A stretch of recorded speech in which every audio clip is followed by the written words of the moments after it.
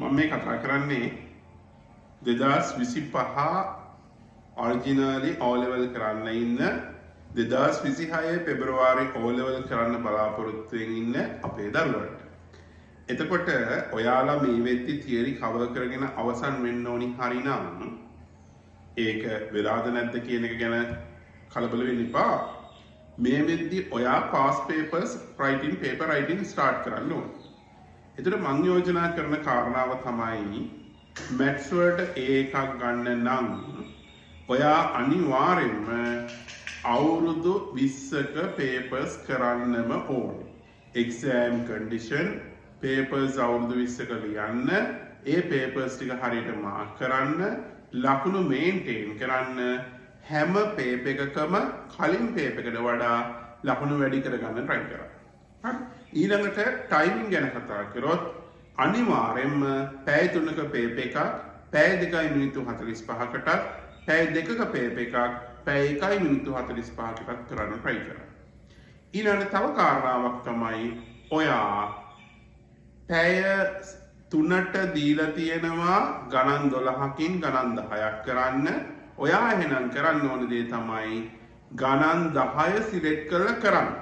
ඊළඟට ඉතිරි ගණන් දෙක ඔයා අනිවාර්යයෙන්ම ගෙදරදී කරන්න ඕන. ඒ කියන්නේ එක්සෑම් එකේදී තමයි සිලෙක්ට් කරන්න තියෙන්නේ. ඔයා ගෙදරදී ගණන් 12ම කරලා ප්‍රැක්ටිස් වෙන්න ඕන. ඊළඟට ඩිසෙම්බර් වෙද්දී අපි papers 15ක් හෝ 20ක් කවර් කරලා ඉවර කරනවා. අපි හොඳ ලකුණකට ඒ වෙද්දී එනවා. අඩුපාඩු ටික හදා ගන්න පුළුවන්. ඊළඟට පුතා අපි කරන්න ඕන දේ තමයි ඔයා 2020 ඉඳලා 2024 වෙනකම් තියෙන papers 5 තුන් සැරයක් කරන්න ඕනි. ඒ කියන්නේ තව දෙසරයක් rounds දෙකක් ඔයා කරන්න ඕනි.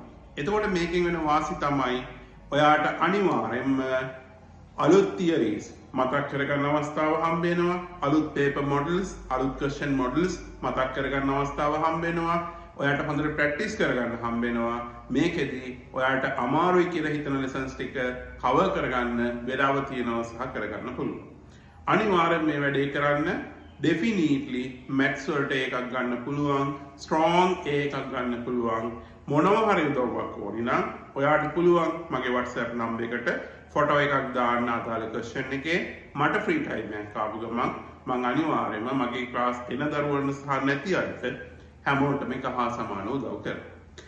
ඊළඟට අපේ මේ channel එකට එකතු වෙන්න ඔයාගේ අනිත් යාළුවන්ටත් මේක දැනුවත් කරන්න.